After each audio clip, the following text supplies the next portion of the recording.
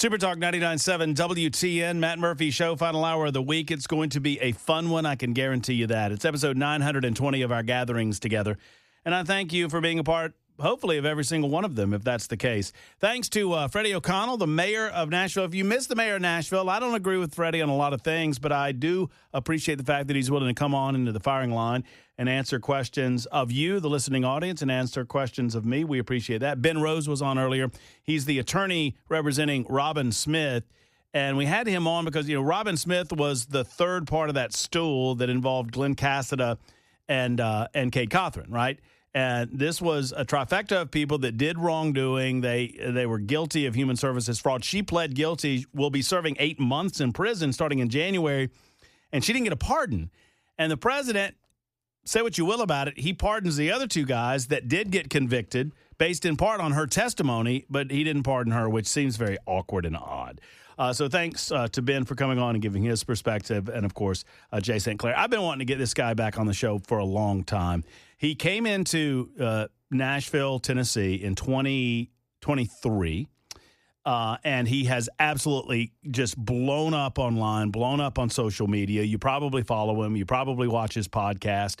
And I am learning how to say his last name for the first time because for some reason I have a mental block about it, but I'm going to try to do it. I'm going to blow through it. It's Sean Farish. Farish. For the love of God, can I get it right? It's Sean Farish. You got it. And Sean, I love you. Oh, yeah, man. You're so great. Likewise, man. I'm excited to be back, here, and having some fun with you. It's fabulous to have you on. A stormy afternoon, right? You drove in from what, Murfreesboro? Murfreesboro, yeah. Right through the biggest, reddest storm on the radar. It was great. Was it good? Nice. I love the weather. We had golf ball-sized hail over the spring. Yeah. And we had to get our roof replaced. And I was dancing. I mean, I wasn't in it, but I was running around screaming because I love extreme weather, like storm chasers. What experience did you have? You're in New York, right? Yeah, oh yeah. New York guy. Oh yeah.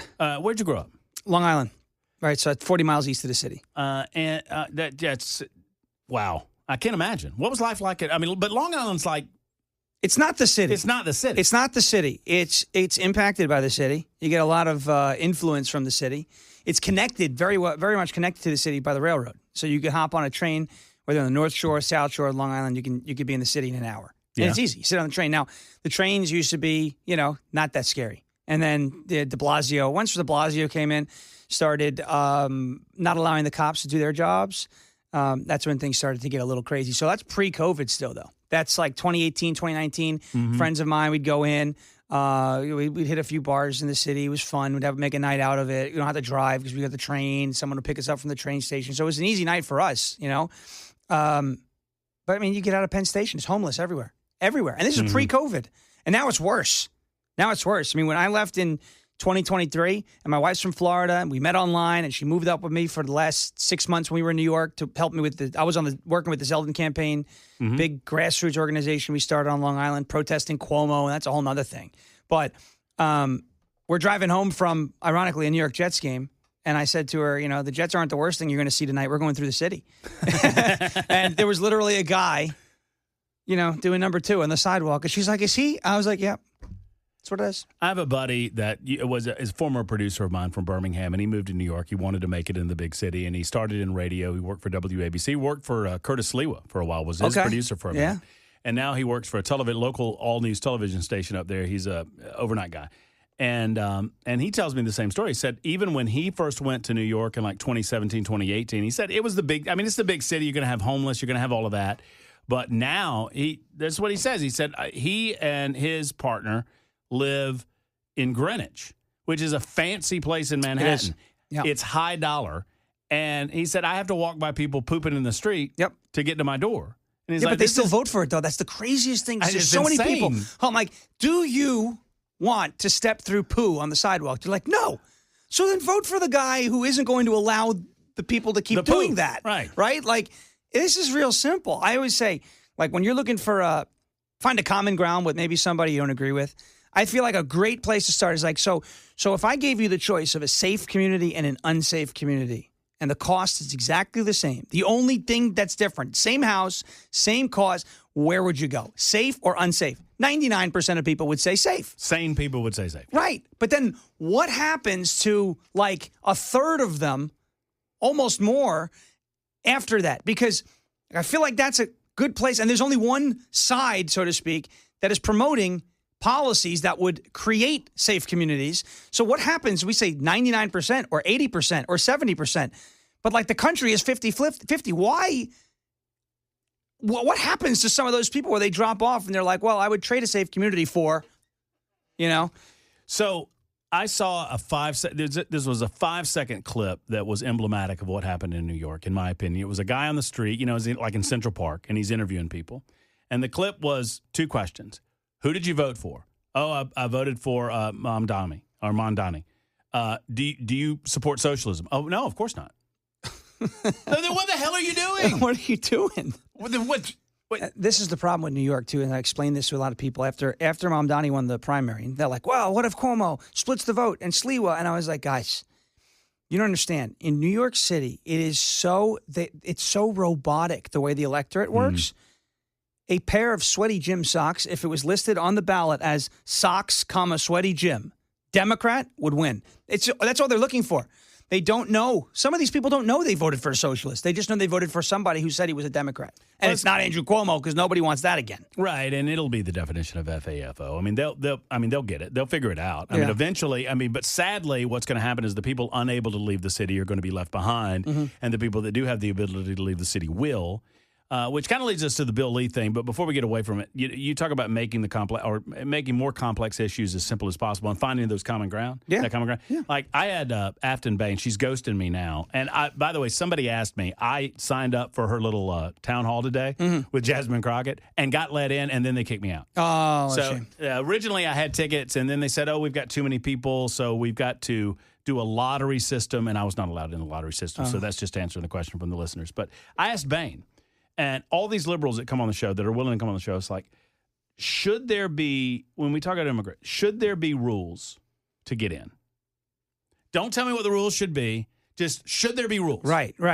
Let's start there. Should there be rules? Let's start with something real basic. And it's like, right. Take it down to their house. And 99% of the people, all the same people say, well, yeah, sure, there should be. Are there rules to get into your home? Right? Like, of course, you need permission. Should there be rules? Should there be rules? Let's not talk about what the rules are. Should there be rules? Right. Yes, there should be rules. Okay, let's skip what the rules are. What do you do to the people that break the rules? Right. Why are the rules there? Do you just let them break the rules? Exactly. Rules don't matter unless they're enforced. Right. Or are there consequences to breaking the rules? We can get to what the rules should be. That's the more complex aspect of this for serious-minded people. But don't tell me that there should be rules and then just let people break the rules without any consequence. It doesn't make any sense. Because there's no reason to have the rule then, right? Like if paying my speeding tickets was optional, I wouldn't pay it. Right. Same with my taxes. I just wouldn't. If there was no penalty, right? Like no enforcement of those laws, I wouldn't do it. No.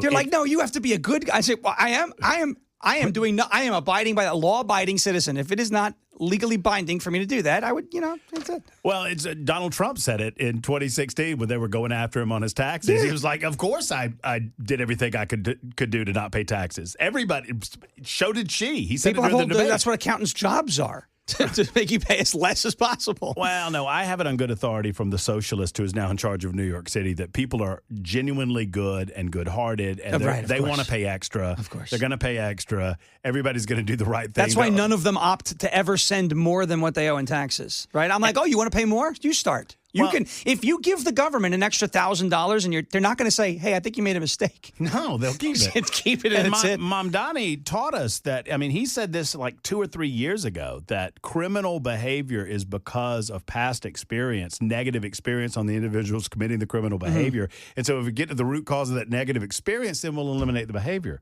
As if there aren't just bad people in the world. Right. You have criminal behavior like shoplifting, assault, DUI, things like that, right? And you go back to their childhood. So it's like, well, let's send in the social worker. What is the social worker going to do at Bank of America when the teller's being held at gunpoint? Hey, let's talk about your past experiences. Have you suffered abuse? You're going to get shot. This is there was when I was still in New York, around like the 3 or 4 months left, there was literally a whole thing about if somebody in New York City says, is about to mug you, instead of confronting them, ask if you went to high school with them. It may get them to stop. Or say, please don't. Please don't. The guy's holding a knife. Right. Like, what is he going to do? Please don't. But this is how silly New York was. When I tell people, when I tell people, they go, what brought you to Tennessee? I always say New York brought me to Tennessee because I couldn't do it anymore. The curfews, the rules, the bizarre, quote unquote science of Cuomo during COVID. When I tell people those stories, they're like, they don't believe me. They're like, but usually when I'm in front of a room and I'm telling that story, there's at least one or two New York refugees. And I always go, if you were from New York in that time, raise your hand. And I say, you know I'm not lying. And they go, yeah, every last bit of it was true. These rules, he was a tyrant. That's why people say, oh, do you think Cuomo can win the election?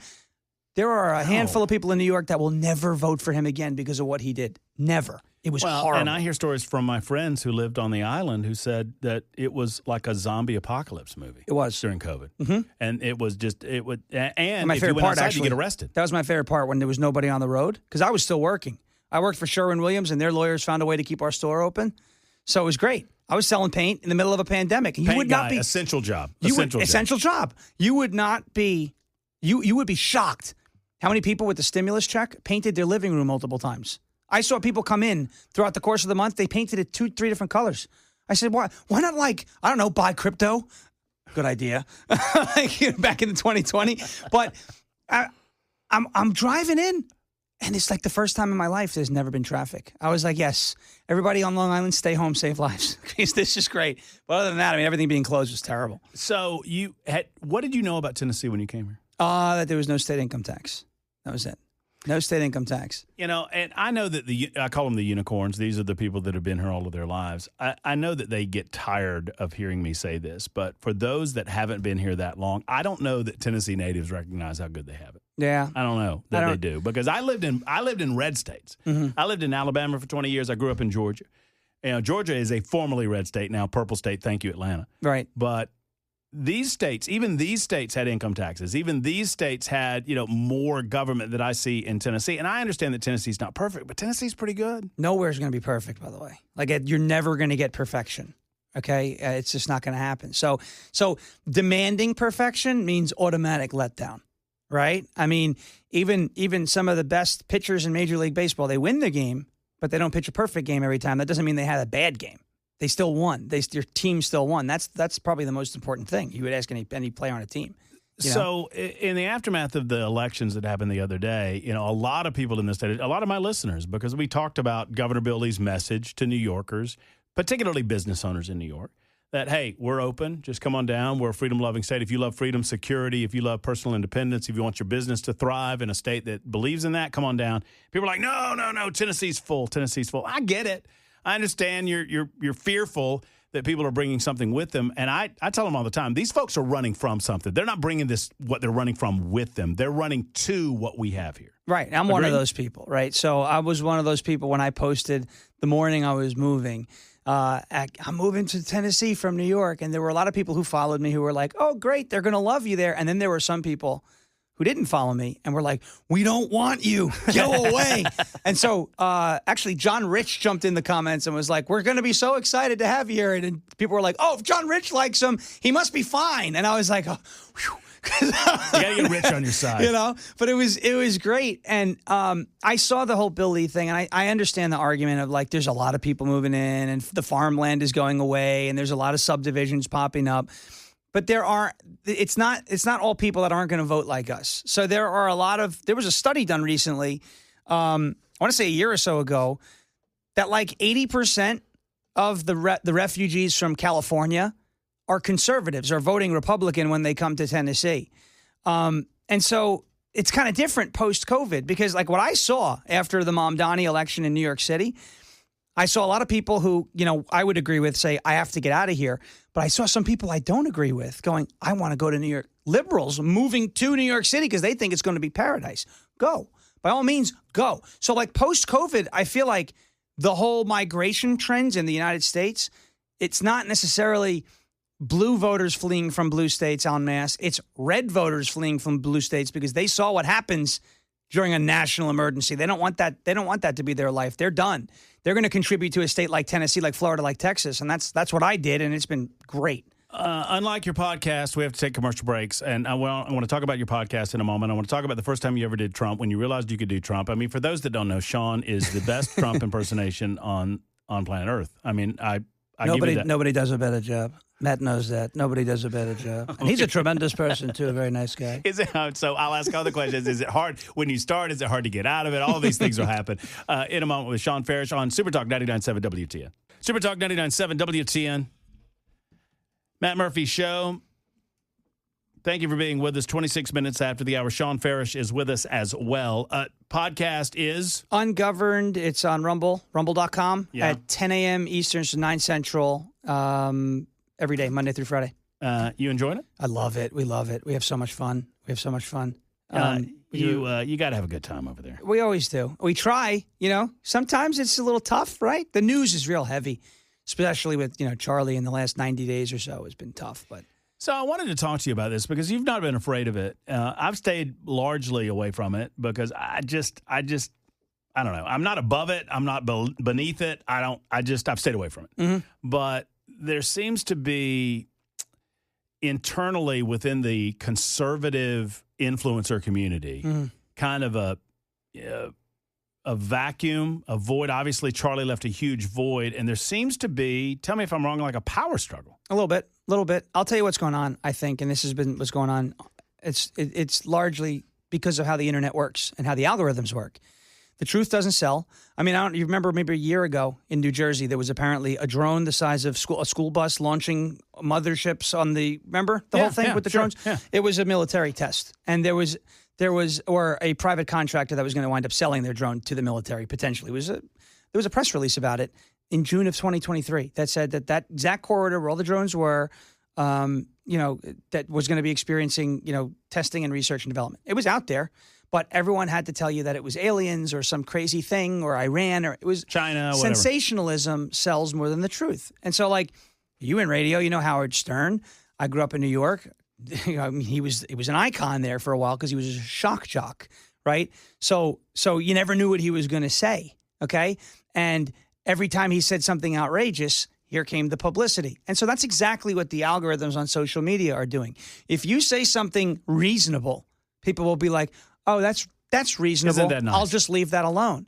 When someone says something wild, that's what gets the interaction. Either it's love, it's hate, it's shares, it's reposts. So people just make things up, sensationalize them. They get the clicks and the views, and then the algorithm favors their account because their account is picking up interaction, which it views as a good thing. And so basically, I call these people online shock jocks. That's what they are. And they have to they can't maintain the status quo. The baseline or their art gets stale. So they got to go further and further and further. Yeah, and now psychologically feeds them to do more of it. Dopamine. And now we're at, it was, hey, let's stop sending foreign aid to other countries and being hardline about that, which I'm a hardliner. I don't like foreign aid. I would like to keep all the money here if we could. But it's gone from that to, the Jews control everything. Team Hitler. I was like, whoa. How did we get here? Well, because that's the next step in what they need to, in the sensationalism. That's it. And it's rewarded. That's the problem. All right, quick time out for news, and we'll come back and continue this discussion. And I truly want to get into the background of, obviously, you are beyond your impersonation of Donald Trump. But I feel like your impersonation of Donald Trump is like old Stones songs where they've done so much more, you've done so much better, you do so much great work, but to deny the good work that got you here. No, I appreciate that. Does that make sense? Totally. That's a total compliment to you. 100%, yeah. I feel like it sounds like an insult, but it's not. No, it's good. It's all good. So we're gonna throw that down in a moment with Sean Farish. It is Super Talk 99.7 WTN. And see, people don't know what a Wawa is.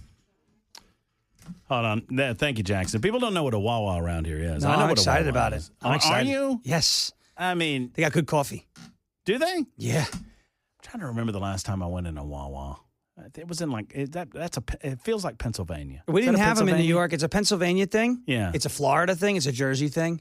Now it's going to be a Tennessee thing. Murfreesboro's getting like 4 of them. Off air, we were talking about the Buc-ee's, which Buc-ee's is an experience that you just don't get until you walk in it. And you're like, oh, I get it. It's like a gas station and a mall had sex and had a baby, and there it is. That's exactly what it is. The first time my wife and I walked into a Buc-ee's, we were like, what is going on? I just want to go to the bathroom, which are very clean. So it's insanely good. Well, and at Buc-ee, I'm a little trepidatious about the bathrooms at Buc-ee's, and here's why. If you go into the stall, like I'd like a little time between the stall moment and when the dude is coming to the stall to clean it. You know what I'm saying? Yes. And it's way too quick. I'm walking out of there. It's like, hey, give it a second. Can It's I a wash guilt my hands? thing. Yeah. Can I wash my hands and leave before you go Right. in there and you're Right. freaking out? But yeah, no, they're insanely clean. But here's the amazing thing about Buc-ee's, and we do this a lot because my wife Erica, her parents live in Alabama, and so we get the Buc-ee's in Athens. It is just as quick to go to a Buc-ee's as any other gas station in America. There's a lot of ways in, a lot of ways out. A lot of ways in, a lot of ways not out, too a bad. lot of pumps, and you can get into the chaos as much as you want it, or you can not get into the chaos if Right. you don't want it. Speaking of chaos, we were talking about the influencers. It feels like on social media there is somewhat and maybe I'm misreading it. Maybe I'm too close to the forest. I mean, the divide between how much involvement the United States of America should have in the Israeli-Hamas conflict suddenly blossomed into Israel controls everything in the United States of. I mean, right? Yeah. Doesn't it feel that way? It does. That's the problem. We can talk about how much involvement we should have in the Israel-Hamas conflict. I'll talk about that all day because I'm one of the people who would say, we probably should be involved as little as possible. Amen. Right? It's America first, right? And then, it has become, if you think that we should support in any way, right? In any way, right? You are paid by AIPAC. You know how many times I've been accused of taking $7,000 for a post? I'm like, dude, I wish. You tell me who's handing out $7,000 checks to tweet, and I will tweet. Okay, we'll talk about what I'll tweet, but they're like, you're paid by AIPAC, and I'm like, really? I'm paid by AIPAC. It's news to me. That's great because I don't know. Does anybody know the AIPAC guy? The one who's handing out the checks? Because I haven't met him yet. Because if you do, Matt at murphyshow.com. Don't go to Farish first. Come to me Well, hook first, a brother up. please. You get Matt. Matt we'll can take some AIPAC. We'll take a little $7,000. But then I get Exactly. but then I get this guy. You crack me up, Matt. You talk about nonsense of electing a communist mayor, but not wanting to talk bleep on the streets. But then when it comes to Charlie Kirk's death, you don't want to talk about facts. You want to push it off as influencer competition. Unbelievable. Ask the simple question.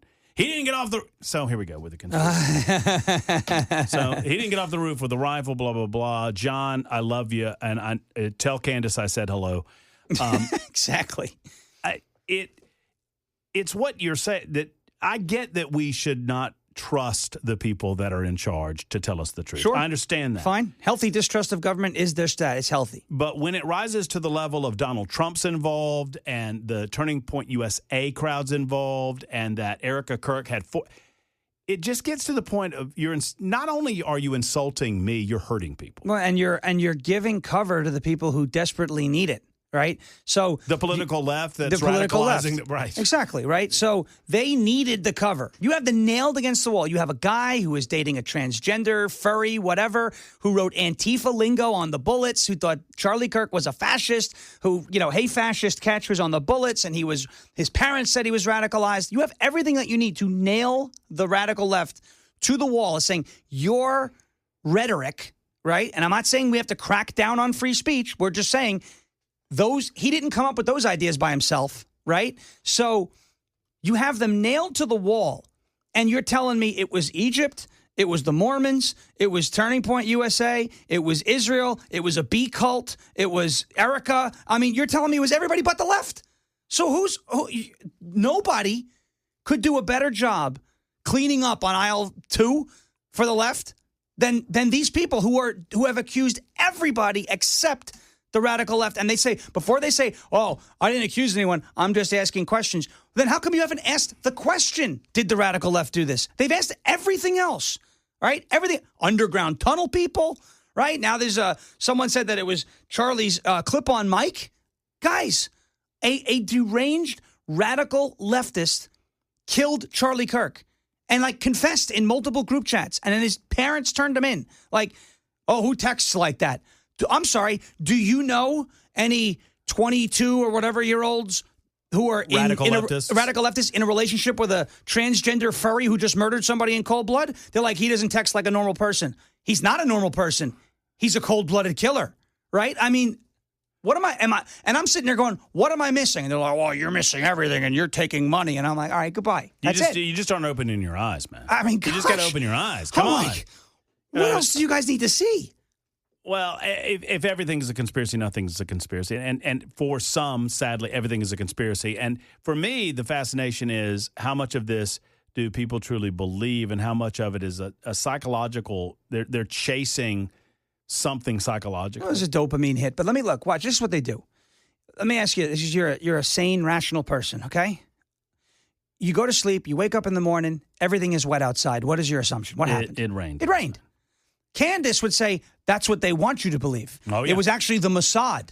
They hijacked a fire truck, plugged it into a fire hydrant, and made you think it rained. But it was actually Israel. Every time. She is a centimeter away of blaming the Titanic on Jews because she thinks iceberg is somebody's last name. I'm telling you, it is crazy. And I'm not sitting there crying anti-Semitism. I'm just saying it can't be Israel every time. It's every time. And they talk about Israel more than they talk about America. So who's really not America first here? Right? Well, and now I believe it's getting exponentially worse now that you have a ceasefire because they don't have anything to point their ire toward. And so now they're kind of pointing toward one another and they're infighting toward one another. Yeah. And hopefully it'll burn itself out. You call crazy, and then I get told that I'm crazy because I just don't open my eyes and yada, yada, yada. The whole nine. And the whole bit. So, all right, back to you. Mm-hmm. When did you realize you could do Trump? I was selling DirecTV, and I used it as a part of my pitch face-to-face. I had people on Long Island who would ask, if I switch, am I going to get Fox News, which to me usually signaled that they're Republicans. Sure. So I would just look at them and say, I would never take it away from you. I would never do that. You think I would do that? We would never do that. I won't make you watch the fake news. Look at the fake news. And CNN, all that, make the jokes, and they thought that was really funny. I stopped selling DirecTV because cable became very difficult to sell and paint was very easy to sell. But the same deal, my contractors were a lot of blue-collar guys, hardworking conservatives, right? And so they thought the same thing. And what is this? Is this 2015, 2016, this 2017? This is about 2015 to around 2018, I was doing DirecTV. And then from 2018 onwards, I did Sherwin-Williams paint, and it was great. It puts itself on the wall, Matt. I have to tell you, it's great paint. It's amazing. It's not, paint. And I know you hear this all the time, it's not the voice. It's the pattern and the manner of speaking. Got to watch a lot of Trump. I watched a lot of Trump. You've got it, and you've completely. But I didn't watch it for the reason of I want to learn how to sound like this guy. I enjoyed his rallies, so I just watched it. And then I'm from New York, he's from New York, so it's kind of there's a little bit there. I mean, and watching Trump is like holding a box of frogs, right? It's jumping all over the place, and you never know which way it's going to go. It's called the at weave. Any given second. Is that what it is? He calls it the weave. You go, you start in one spot. And you go all the way out, but you eventually come back. And Trump said to Joe Rogan, I think last year before the election, that you have to be very smart to do the weave. Most people wind up not ever getting back to where you started. So of course there was something about how he's the greatest and best. My grandmother told the longest stories on the history of planet Earth, but she always knew how to get back. Good, yeah. But that is it will petrify 25-year-old Matt Murphy when she's telling you she's in the middle of a story and you realize She's gone from I was feeding the dogs, and now it's 2 weeks ago, and she's in the middle of Winn-Dixie, and you're like, my God, we've got to get all the way back to the dogs. How are we I don't know how we're getting back to the dogs, but I know that we have that law, and Trump's that way. You're like, I know we're coming back at some point, but we're way far away from it, and we got to come back, and this is going to last an hour. And that's why I think a lot of people listen to him because he kind of takes you on a trip, Where it's not boring because he's lightening up, he's being funny, and this person was stupid, and this person was great, and all this, and but he does eventually get back to the main point. So tell me about, would 2016, 2017, could you have conceived of being retweeted by?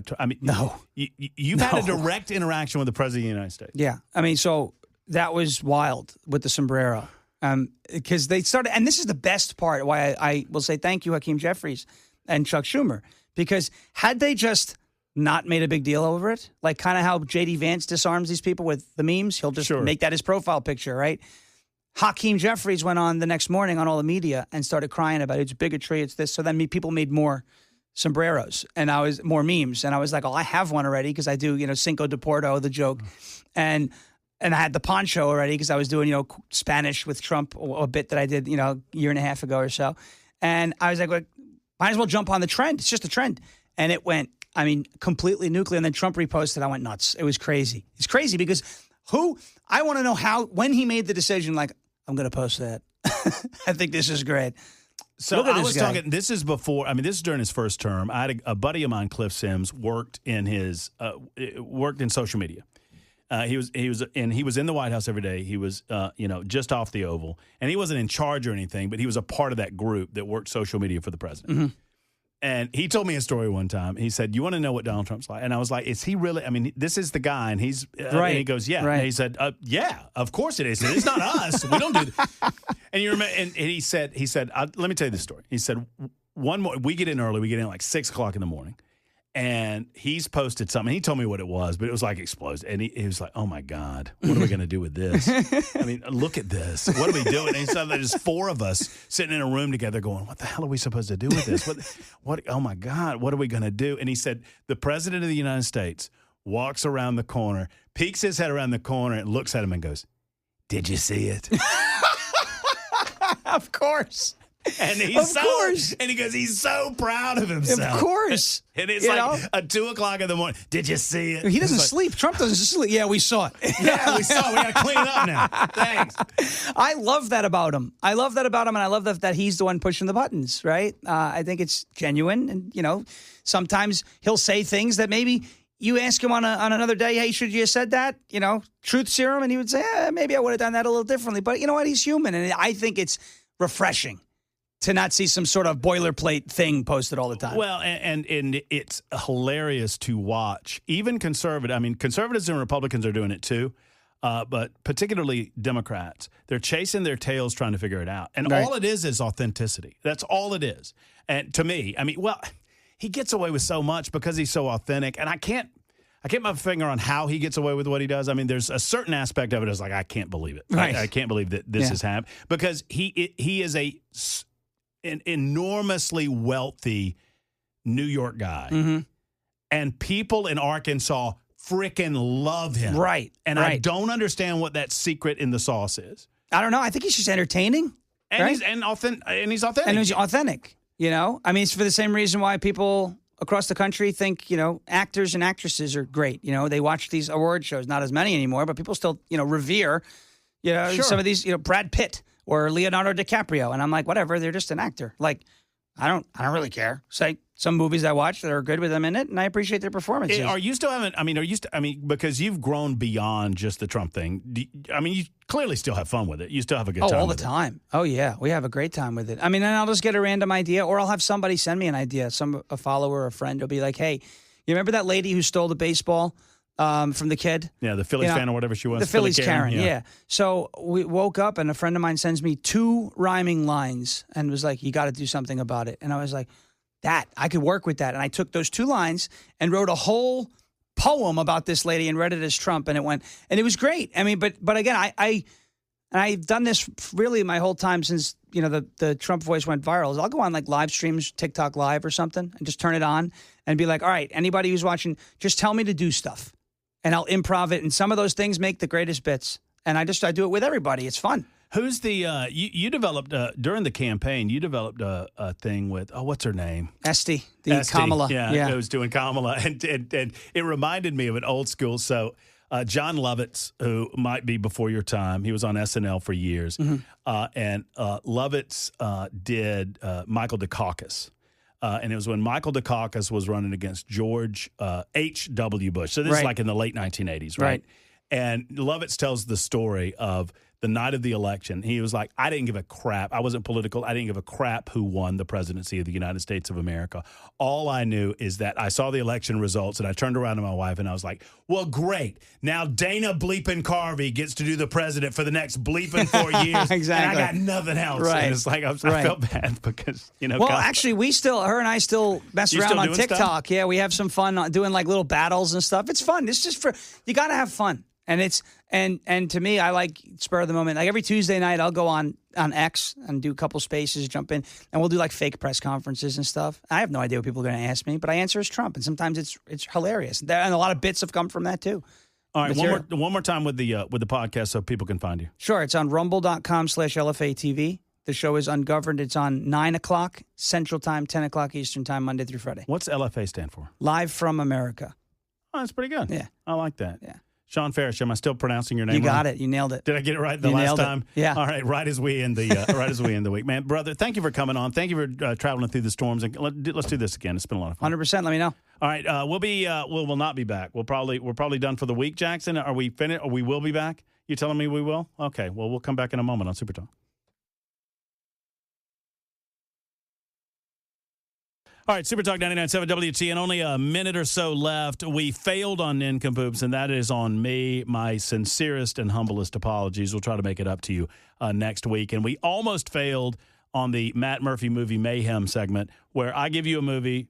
Regulars know the segment. I give Jackson Williams a movie. He has to watch over the weekend. He reviews it on Monday. He gives me a movie. Jackson, what's my movie? A Complete Unknown starring Timothy Chalamet, a Bob Dylan biopic. You know there are other movies other than biopics. That's the only thing you give me are biopics. That's the only ones you like. All right. I'm torn between two prison flicks because I know how you like watching guys in showers. So, all right, I'll give you what you want. Shawshank Redemption. Yes! Shawshank Redemption. I know you want it. If you don't like it, you're dead to me, and you need to find another job on Monday. Until Monday, thank you to Sean. Thank you to all the rest of our guests. We'll be back.